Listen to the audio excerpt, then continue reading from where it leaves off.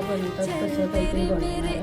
आता बघूया आपण बनतं का. त्याच्यामध्ये मी टाकले आहे मिरची, बीट टाकलं आहे, अद्रक टाकलं थोडंसं, लसूण, मीठ आणि हिरवी मिरची. आपण आता ते मिक्स करून घ्या.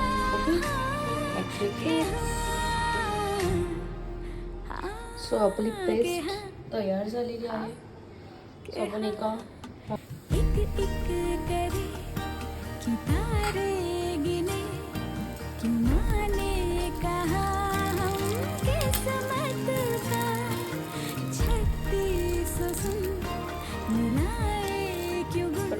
मला सॉस सोबत आवडतं सॉस